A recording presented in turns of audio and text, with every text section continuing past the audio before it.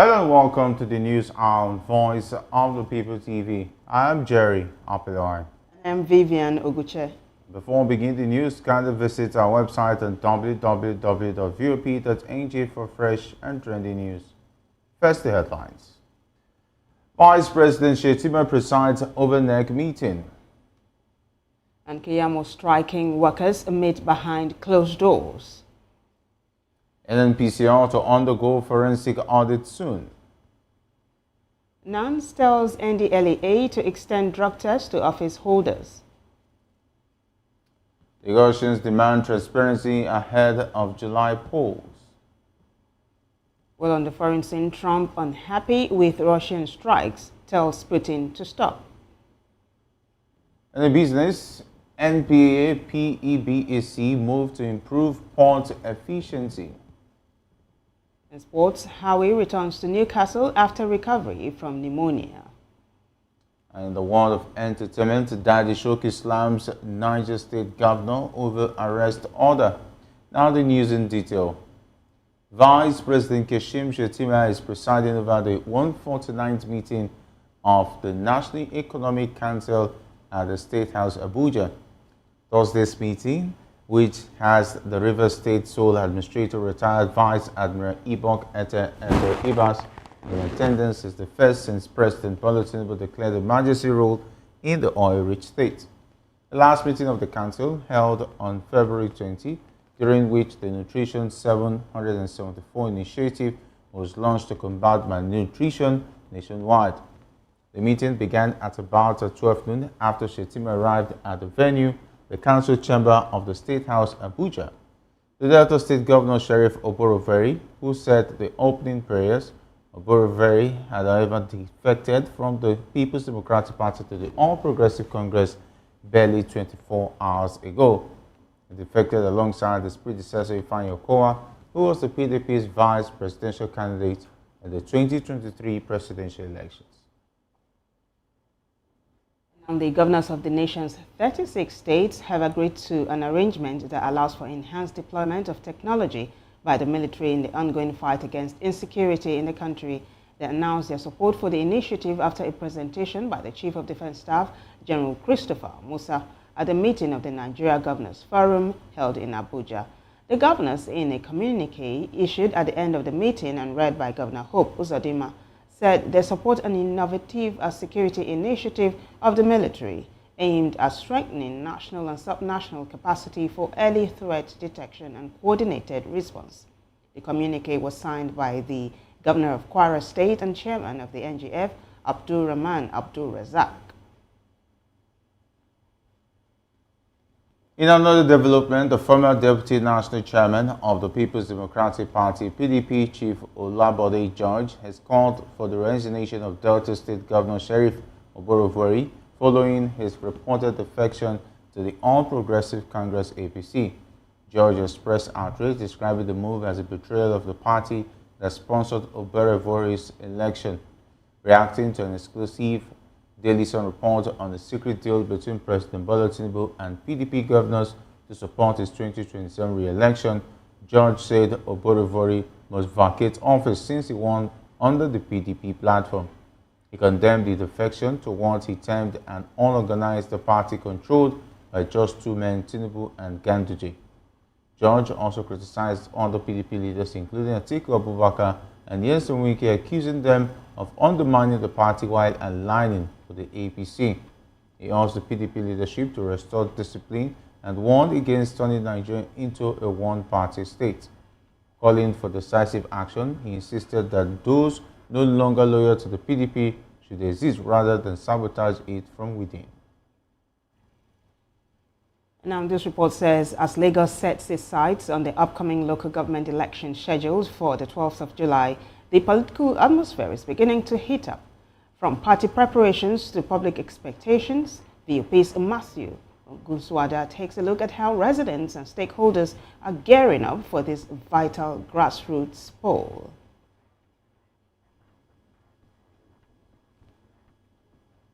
Lagos State prepares for the crucial local government election scheduled for July 12th.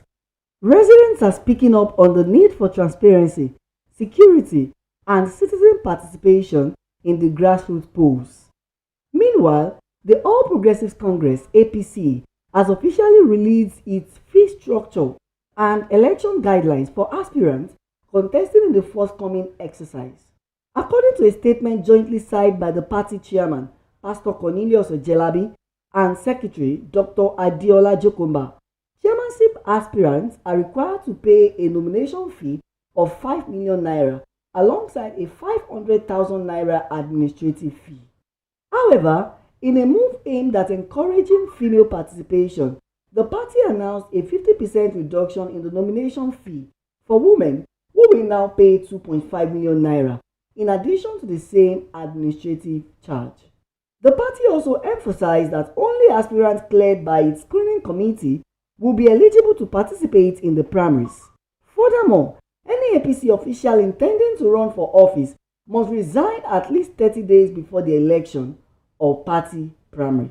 As Voice of the People TV, we are on the street to gather citizens' opinion on these developments. For the case of local government election you are talking about, I think there shouldn't be a separate body conducting the third tier of government election. It has to be the same body conducting it. And I think the only thing that is needed is to ensure that a reform takes place in INEC so that there will be a particular way of doing it that will sanitize the whole system. To me, I no support INEC to conduct it. They're supposed to do it by voting. You understand? Just as we vote during the governor, president, that's how they're supposed to do it, by voting, so that they will be able to select somebody. If we are talking about another electoral committee to conduct the election, is another new setup. The same problem, the same type of people we have in INEC, the same right people we have in INEC, the same right people that will be in the new electoral commission that we're going to set up. The same wrong people in INEC, the same wrong people that will be there. So if we can put INEC there and INEC can perform, it will save this country that is already losing a lot of money, a lot of costs we are overbearing in our National Assembly and other places. It will save us. It will be advisable for people who knows the environment, who understand the local government, to be the one to conduct the election. But like I said, not all of that doesn't really make a difference. What makes it the most important is, are they willing to conduct a credible election? That is actually the most important thing. It's not about whether it's the INEC in the federal level or the INEC in the local level. It's the willingness to conduct a credible election. That is what matters. As discussions continue on INEC's responsibility in overseeing local government elections, it's clear that the success of this new directive hinges on the transparency and collaboration between different electoral bodies in the country. Matthew Ogunswada, reporting for Voice of the People TV.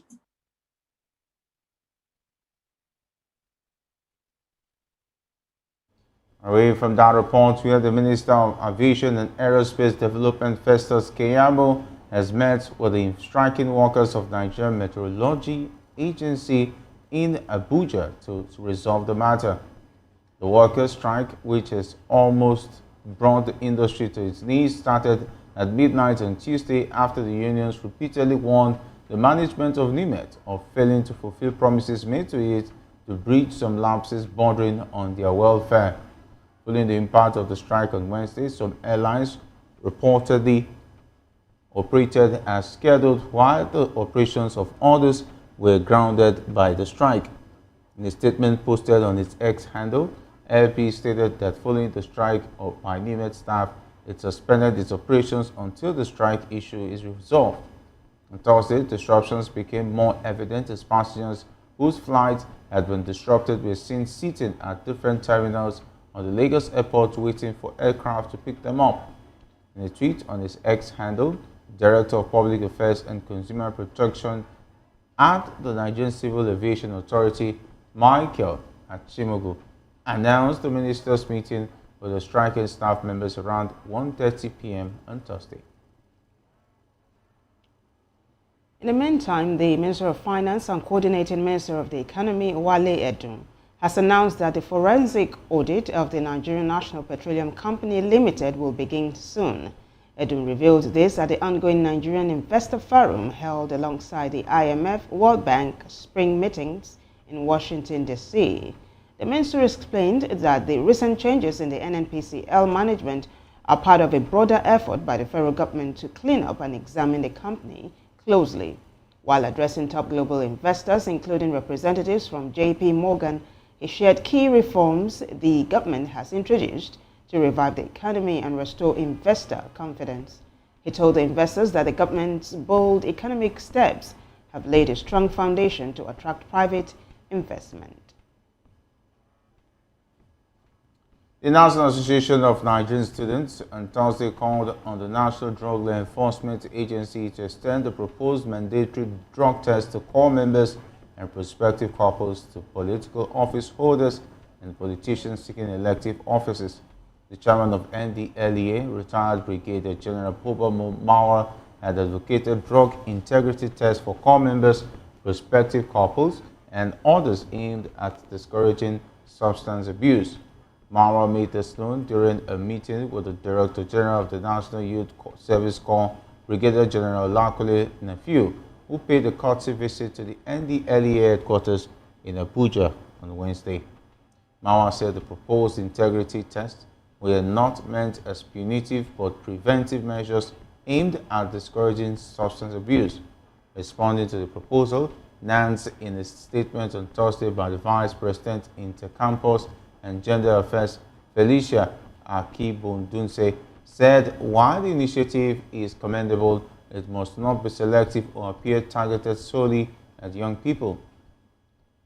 She urged the NDLEA to extend the same drug integrity test to individuals seeking elective offices as well as those currently occupying positions of authority at both national and state levels. Well, elsewhere, the commandant of the Nigeria Security and Civil Defense Corps in the Federal Capital Territory, Olushola Odumosu, has reaffirmed the agency's commitment to ensuring the safety of National Youth Service Corps members posted to the territory. Odumosu gave this assurance on Thursday during a courtesy visit by the NYSC FCT coordinator, Atele Samson, and his team at the NSCDC Command Headquarters in Abuja. This was contained in a statement signed by the command spokesperson Monica Ojobi. Congratulating Samson on his recent appointment, Odumosu stressed that the NSCDC views the NYSC as a vital national institution and will continue to offer the necessary support to ensure its objectives are achieved. According to the statement, he noted that the NSCDC's mandate to protect critical national assets includes safeguarding core members, whom he described as valuable national resources.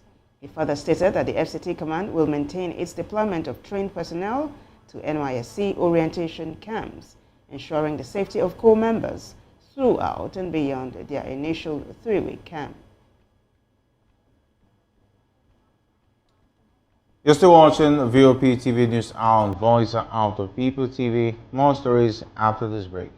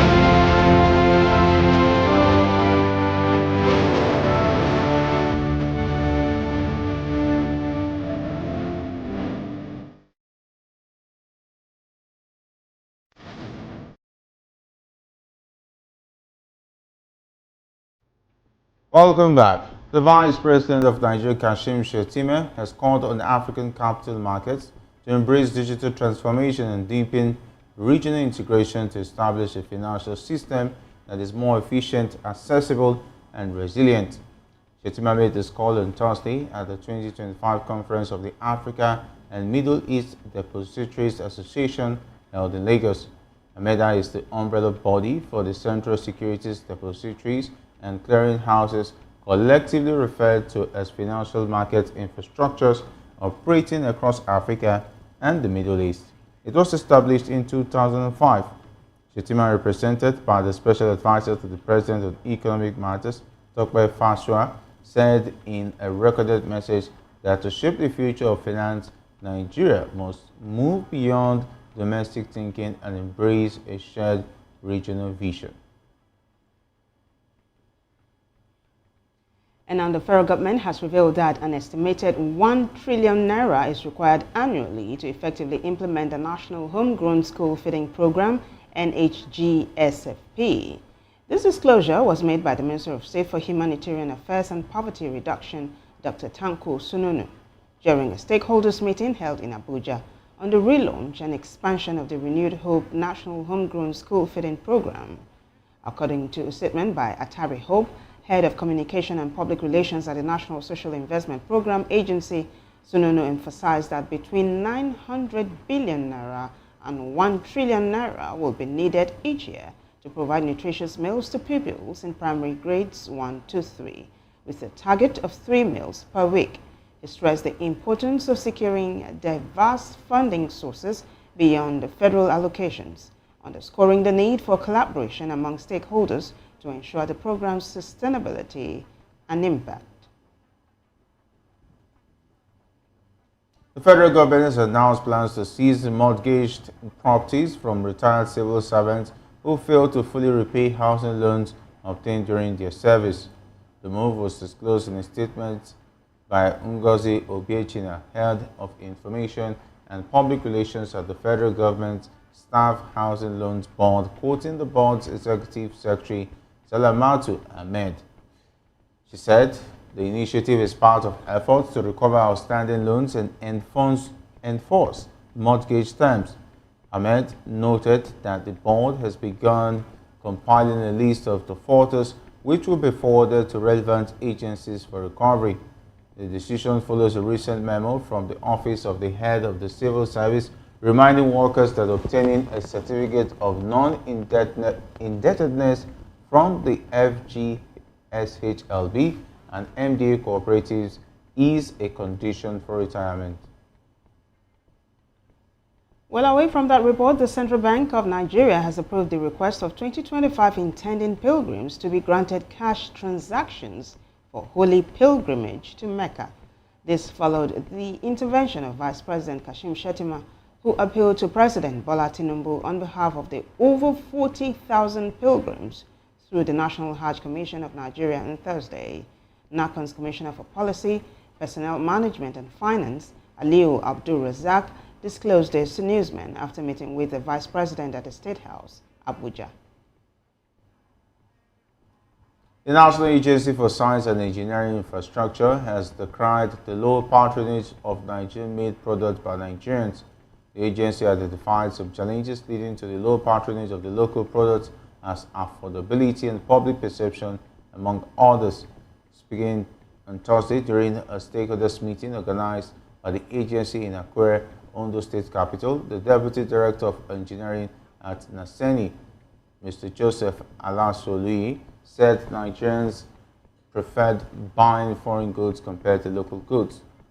Alasolui, however, disclosed that the agency had trained over 50 participants in the production of handmade products in a bid to ensure Nigerian-made products are patronized. He explained that Naseni was set up to promote science, technology and engineering as a foundation for Nigeria's development and currently operates 12 institutes nationwide to achieve its objectives. According to him, the aim of President Bola Tinubu, who is also the overall chairman of Naseni, was to ensure high production and patronage of Nigerian products, thereby creating employment opportunities for many. Well, Health matters now. The Lagos State government has revealed that over 135,000 residents are currently living with the human immunodeficiency virus, highlighting the ongoing public health challenge in the country's most populous state. The State Commissioner for Health, Professor Akin Abayomi, disclosed this on Wednesday during a media briefing to mark the second anniversary of Governor Babajide Sanwo-Olu's second term in office. Abayomi added that the state government has intensified awareness and intervention efforts by engaging more than 100 religious leaders as HIV and AIDS ambassadors. He explained that the involvement of faith leaders is aimed at reducing stigma and improving community-level outreach. He also disclosed that the state is grappling with a critical shortage of medical personnel, adding that Lagos needs an additional 33,000 doctors and 33,000 nurses to meet healthcare demands. All right, coming up next is foreign business and sports stories after the break. Stay with us.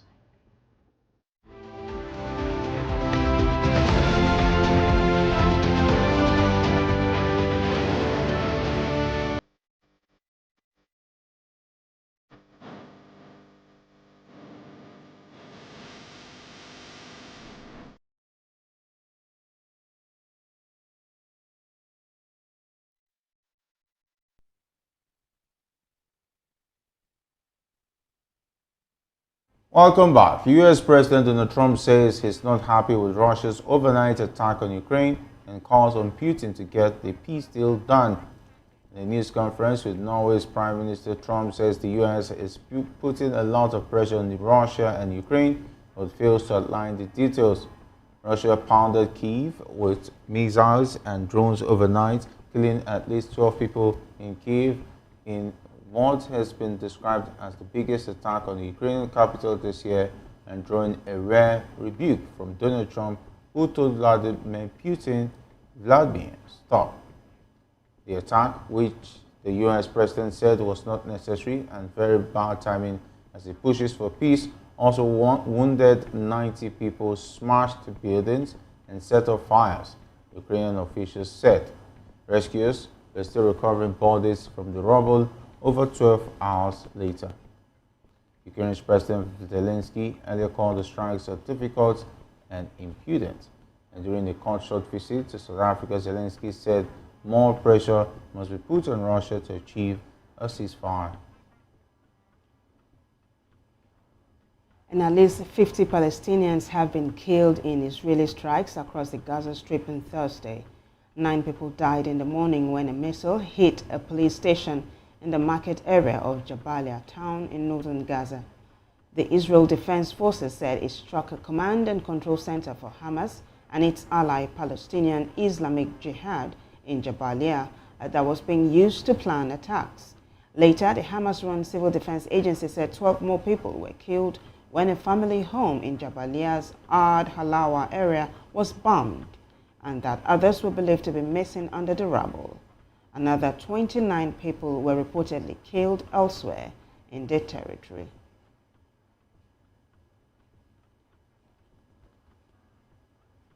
Pakistan has responded with tit-for-tat measures against India as tensions soared following a militant attack in Indian-administered Kashmir that killed 26 terrorists.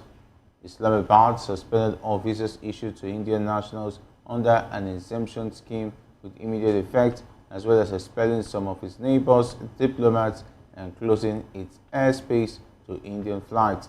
Indian police have named the 3 or 4 suspected gunmen behind the attack, saying 2 are Pakistani citizens and a 3rd is a local Kashmiri man. Pakistan denies Indian health claims that it played a role in the shooting. Tuesday's attack saw a group of gunmen fire on tourists near Pahalgam, a resort in the disputed Himalayan region. Police in Indian-administered Kashmir say all 3 suspects named are members of the Pakistan-based militant group Lashkar-e-Taiba. And now 1 student has been killed and at least 3 people were injured in a stabbing at a private school in western France. The attacker is said to have been arrested at the scene after being restrained by a teacher.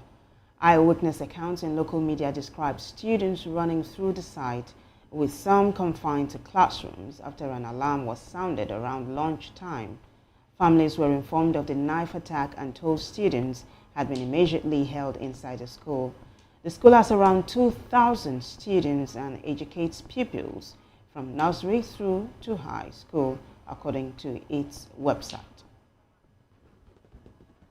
The Federal Bureau of Investigation has revealed that the investment scam involving cryptocurrency led to a huge loss of $5.8 billion in 2024. According to reports by the FBI's Internet Crime Complaint Center, IC3, total losses from internet crimes in 2024 reached $16.6 billion. This shows a sharp rise of 33% from the previous year. Out of this amount, crypto-related scams alone cost $9.3 billion in losses, a shocking 66% increase from 2023. According to the FBI, investment scams were the most damaging, with losses totaling $5.8 billion. Most of these were pig butchering scams. This is a method where criminals build fake online relationships to convince people to invest in fake crypto platforms. The FBI noted that older people were especially affected, adding that people aged 60 and above lost over $2.8 billion, making them the most targeted group by scammers. The FBI report also warned that scammers now use tools like QR codes, crypto ATMs, and digital currencies like USDT and DAI to trick people. It added that the scammers also use AI to pretend to be trusted friends or financial experts. Well, in business news, the Presidential Enabling Business Environment Council and the Nigerian Ports Authority have launched the Ports and Customs Efficiency Committee to improve efficiency at the ports as well as the ease of doing business. Speaking at the PCEC inaugural meeting in Lagos, the PEBEC Director General Zara Audu said that improving efficiency at the nation's seaports will reduce cargo or dwell time, vessel turnaround, and turnover for customers. She explained that the committee was launched to change the narrative of missed opportunities in the maritime sector, unlock potential opportunities, and enhance Nigeria's economy. According to her, such improvement will also eliminate duplication of documentation and manual processes and ensure customer satisfaction. Audu explained that the committee, which comprises government and a lot of private sector stakeholders, is not just another reform but about resilience, unlocking potential opportunities, and enhancing Nigeria's economy. Speaking on missed opportunities, Audu noted that Nigeria loses a lot due to some inefficiencies that represent jobs not created, goods not delivered, investments not really realized, and economic growth that is unnecessarily delayed. The Federal High Court in Abuja has ordered the arrest and remand of 6 promoters of the now collapsed and fraudulent cryptocurrency investment scheme known as CBEX over an alleged $1 billion scam targeting Nigerian victims. Justice Emeka Wite granted the order following an ex parte motion filed by the Economic and Financial Crimes Commission against Adefowora, Abiodun Olanikwekun, Emmanuel Oku, and 4 other defendants. The Commission alleges that the defendants used a company called ST Technologies to promote CBEX, luring Nigerians to invest. At the resumed court session, EFCC counsel Fadila Yusuf informed the court of a motion as parte relating to investigations into CBEX and the Commission's intention to prosecute the suspect in accordance with the Administration of Criminal Justice Act. Well, the International Monetary Fund has issued a warning about the rapid increase in global public debt, urging countries, particularly emerging markets, to implement stronger fiscal policies to mitigate risks and stabilize their economies. According to the IMF's latest projections, global public debt is expected to rise by 2.8% in 2025, more than double the 2024 estimates, pushing overall debt levels beyond 95% of gross domestic product. The IMF highlighted that recent major policy shifts, including a wave of U.S. trade tariffs and retaliatory measures by other nations, have increased financial market volatility, weakened global growth prospects, and heightened economic uncertainties. In sport, Newcastle United manager Eddie Howe has resumed work at the club's training centre after recovering from pneumonia. The Premier League club announced this on Thursday. 47-year-old Howe had been hospitalised earlier this month and missed league matches against the Manchester United, Crystal Palace and Aston Villa. While Howe was away, assistant manager Jason Tindall led the team under his guidance. Newcastle secured strong wins against Manchester United and Crystal Palace, but suffered a heavy loss to Aston Villa. The team, currently in 5th place and recent winners of the League Cup, are set to face struggling Ipswich on Saturday. They are aiming to regain form as they continue their push for a Champions League spot.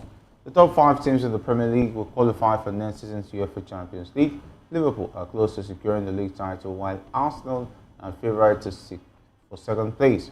4 points separate 3rd place Manchester City from 7th place Aston Villa. Well, in tennis, former world number 1 Naomi Osaka has expressed her frustration after she was eliminated from the ongoing Madrid Open. Osaka, currently ranked 55th, was playing her first clay court match of the season against Bronzetti. After dropping the opening set, Osaka rallied in the second but could not overcome the determined Italian in a 6-4, 2-6, 6-4 defeat. In her reaction, Osaka, in a post on X handle, has stated that she is looking at the bright side after her first round heartbreak. In the world of entertainment, we have veteran Nigerian musician John Asiemo, also known as Daddy Shoki, has criticized Niger State Governor Umar Bago over his controversial directive to arrest individuals wearing dreadlocks at the state capital, Minna. In a post on Instagram on Thursday, Daddy Shoki, known for his signature dreadlocks, slammed the governor's directive and questioned if the hairstyle is associated with insecurity. He also revealed he had been planning a visit to Minna, but would now reconsider the plan due to the directive. Governor Bago had made the directive during a stakeholder security meeting held at the government house on Tuesday, where he instructed security agencies to cut the hair of those wearing dreadlocks and impose fines on them. The governor, however, reversed his controversial directive, ordering the arrest of individuals with dreadlocks following widespread backlash from the public and civil rights advocates. Well, still entertainment news, the Nigerian historical fantasy film Osamide will screen at the 2025 Cannes Film Market on the 17th of May. Directed by James Omokwe and executive produced by Lillian Olubi, the film tells the story of an orphaned girl who discovers superhuman powers in the 1897 colonial Benin Kingdom. Her mission is to harness the power of the ancient Arosa stone and liberate her people from British colonial control. The film features a talented cast including Evie Okujaye Egbo, Lexan Asosa, among others. The Cannes Film Market is an annual marketplace for films and one of the world's largest film markets. Established in 1959, it is held annually in conjunction with the Cannes Film Festival. American rapper Young Thug has revealed that the lead single from his highly anticipated new album, The Scotty, with future longtime collaborator Future. The track, which is titled Money and Money, will mark Thug's first release as the lead artist since he accepted the plea deal that secured his release from jail last October. The Atlanta rapper's last album, Business is Business, arrived in the summer of 2023 during his incarceration. The album received generally mixed reviews from critics and was also his first not to debut at the top of the Billboard 200, reaching a peak of number 2. Well, that's it on the news, but before we go, a quick look at the headlines. We told you that Vice President Shettima presides over NEC meeting. Keyamo striking workers meet behind the closed doors. Well, also NNPCL to undergo forensic audit soon. NANS tells NDLEA to extend drug tests to office holders. And negotiations demand transparency ahead of July polls. Now the foreign scene, Trump unhappy with Russian strikes that tells Putin to stop. In business, MPA, PBEC move to improve port efficiency. In sports, Howie returns to Newcastle after recovery from pneumonia. And in the world of entertainment, Daddy Shoki slams Niger governor over arrest order. Do also subscribe to our YouTube channel. On YouTube, we are Voice of the People TV, and on other social media platforms, we are at VOP TV Live. I'm Vivian Oguche. And I'm Jerry Opirai. Thanks for watching.